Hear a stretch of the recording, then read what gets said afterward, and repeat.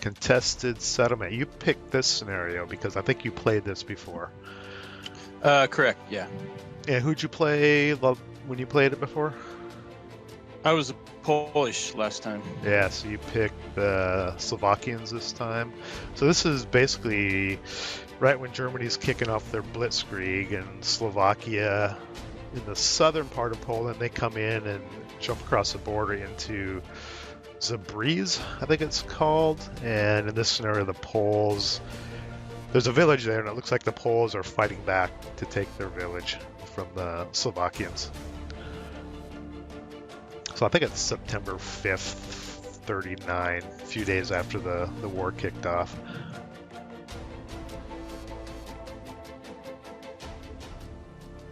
We're just south of Warsaw. I think this scenario this is our second scenario of ordnance, and I think we each have a mortar.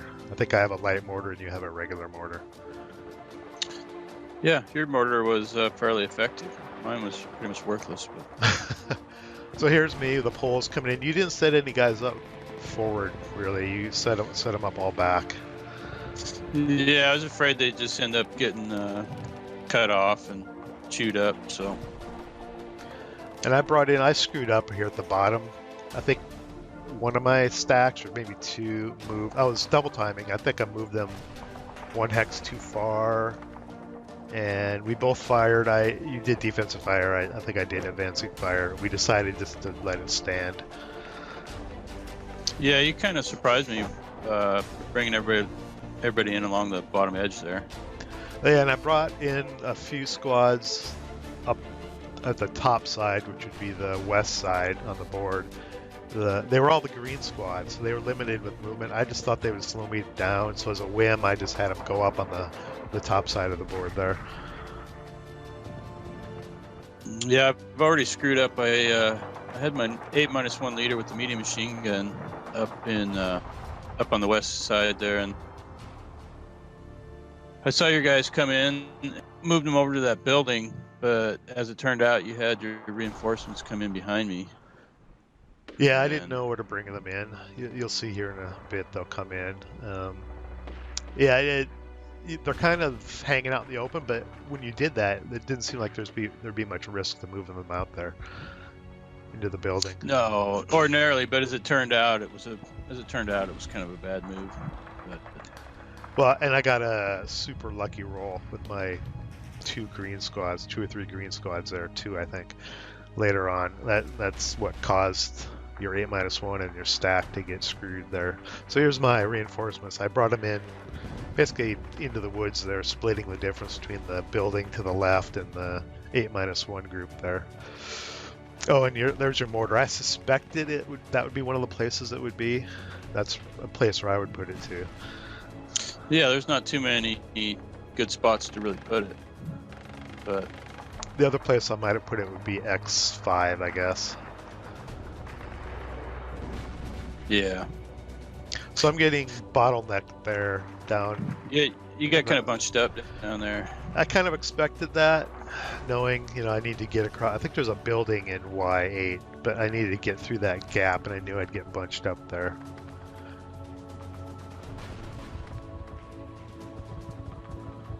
But eventually my firepower would wilt you down. I think you had an ELR of 2 or something. It was really bad.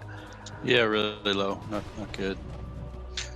I did a pretty good job of holding you up in the beginning, but you slowly just started whittling me down. I think we're almost to the part where I got to just start falling back because we're just about to the point where you're going to overwhelm me. Yeah, down at the bottom of the board, there's just too much firepower down there. Yeah. Up at the top side, I didn't know what was going to happen up there. If I wouldn't have brought those guys in, reinforcements in the woods there, that whole side would have been kind of pointless, but it kind of worked out here in the end. So there I got snake eyes on those guys in the building with my green squad. I kind of screwed that up. I think they end up eliminating for failure to route. But yeah, they were, even with snake eyes, they were green, so it was a double cower. It was still enough to get some kind of morale check on you, and you broke. And you end up taking out my mortar. Yeah, once I broke the guys in X2, I figured I'd go for the mortar because there's little risk there. And down to the bottom of the board, I'm still hung up trying to break into the woods there. We're trading mortar fire. Yeah, I don't remember your mortar doing much. I think I got some hits and airbursts on you. I was able to break some guys with my light mortar. No, the only line of sight I had to really was where the acquisition marker is there. Right. But you had something there. I fired, and then you just moved out of that hex, and you never went back in it. So yeah, that was like they only took like one shot, I think. Yeah, I guess putting it there limits you covering basically the top of the board or the middle of the board. It doesn't have much coverage if you go down to the bottom of the board where I came in with most of my stuff.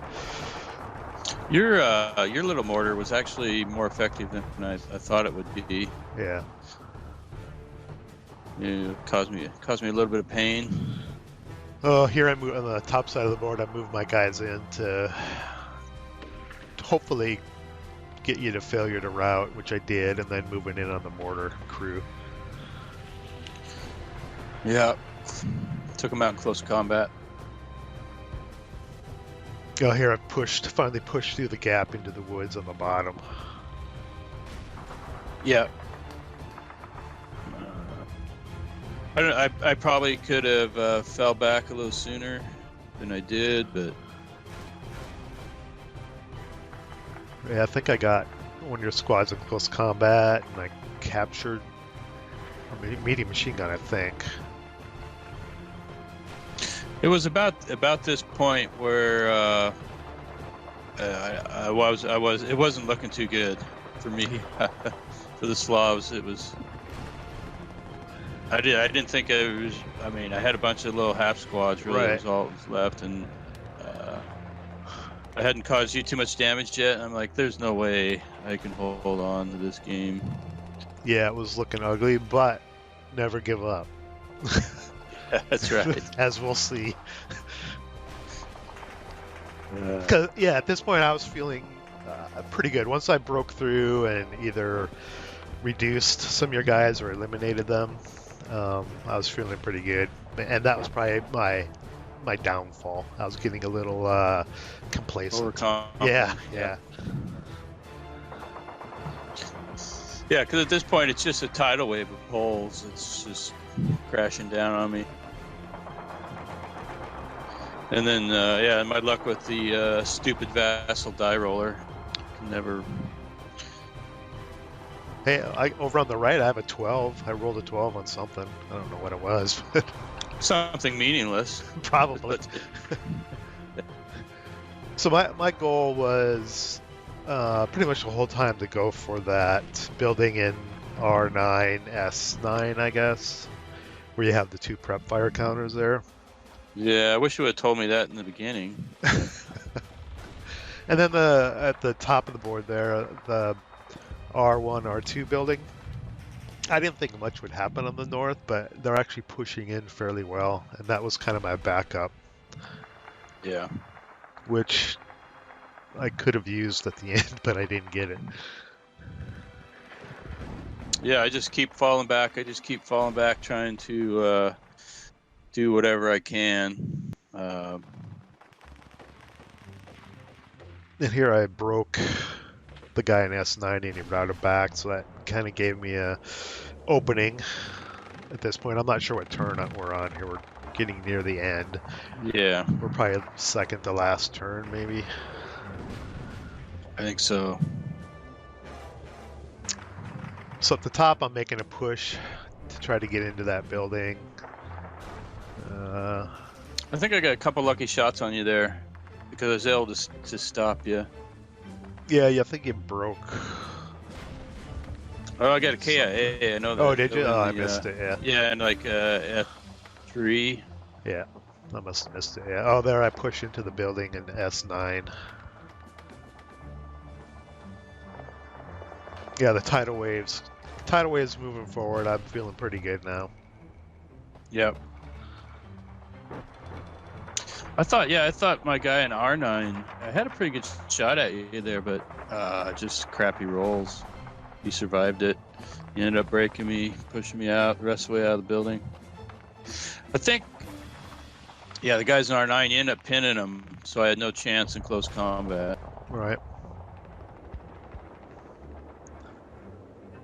So what I was gonna do with my kind of squads in the middle there was to basically move forward a little bit and provide cover for the building S9, R9. I wasn't gonna push forward to the building Q6, R5. I was just gonna use them as cover. That my 7-0 leader B, he just moved down to pick up that broken unit. He ends up being the hero of the day. Yeah, I think I kind of forgot about him under that broken guy for some reason.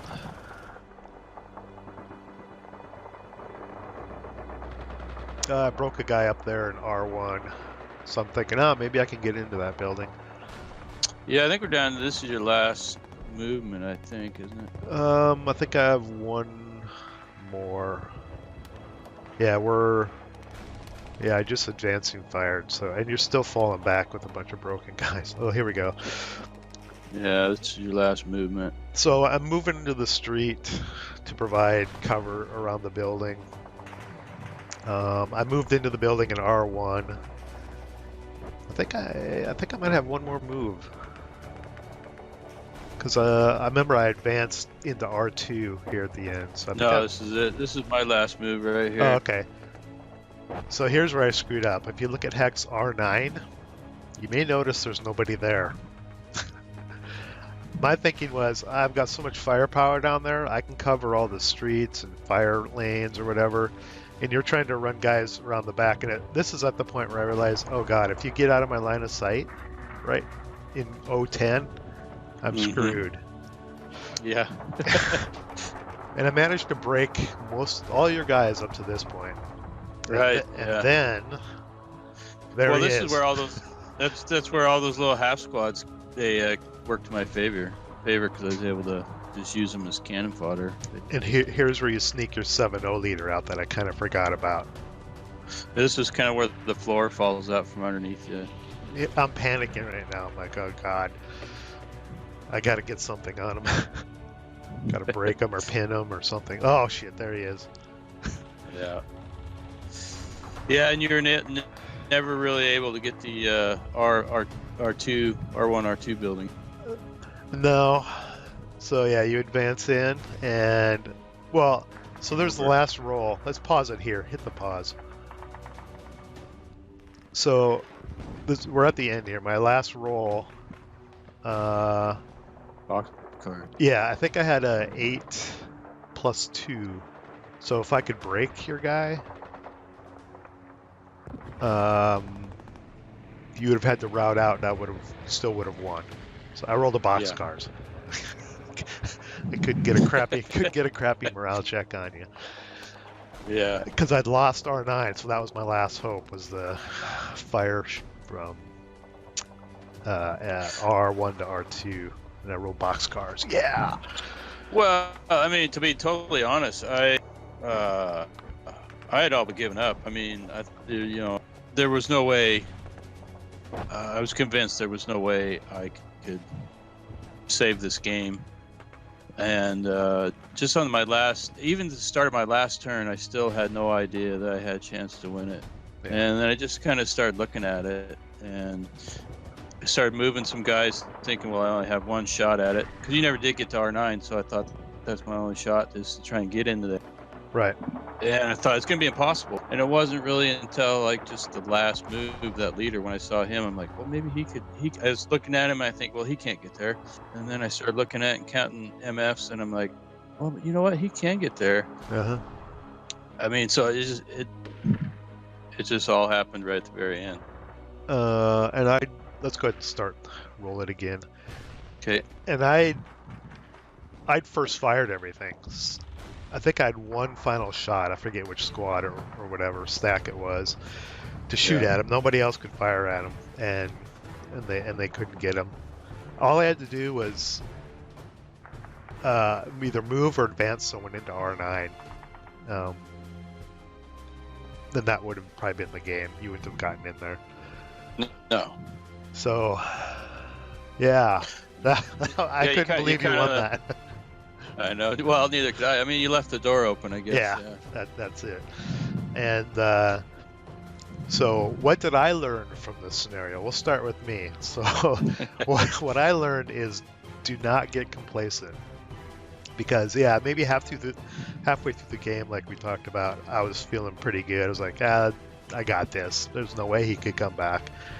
And I was kind of moving things quickly and not, thinking things out totally. And when I got to that my last move in advance phase, I got complacent and just moved all my firepower out where they could just see lanes of fire. I didn't even think about moving something into R9, and that was probably the most critical thing. And I forgot to do that or didn't do that because I just got complacent and thought I'd won, and you snuck one out because I left the door open. Squeaked it out. So what did you learn? Number one, I learned never give up. Number two, never give up. And then 3, always leave yourself some good route pass. Don't let yourself get isolated. Yeah. And try to, I guess with the mortar too. I mean, I did have a squad set up next to him, for a little protection.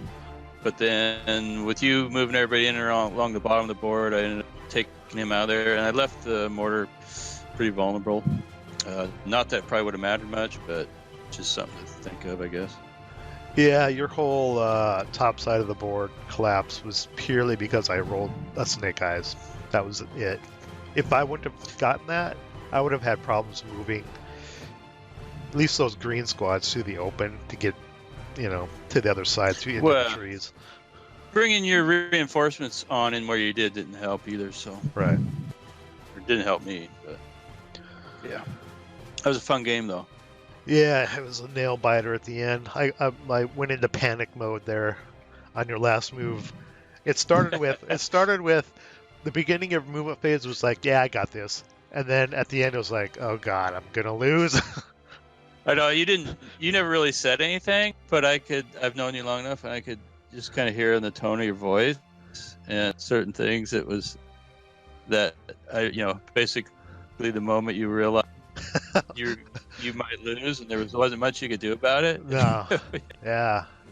I mean, the odds at the beginning of your movement phase, the odds were probably like 100% in my favor, and then with each thing you moved, and each time I defensive first fired or final fired, depending, it kind of started going up. Those football charts that you see for that go from winning percentage. It went from 100% to 0 each time you moved. Yeah, I don't remember your exact words, but when I moved that leader, and then you realized that he was going to get in there, it was something like expletive, I'm going to lose. I said something like, "What a choke job!" I think. But that was fun. Yeah, that was a good game. The good ones always come down to the last second, so yeah, it was a good one. So next time we've got Reaper's Harvest, which is our first game of Armor, I believe. Yeah. Yep. So we'll see you next time. All right. And roll low.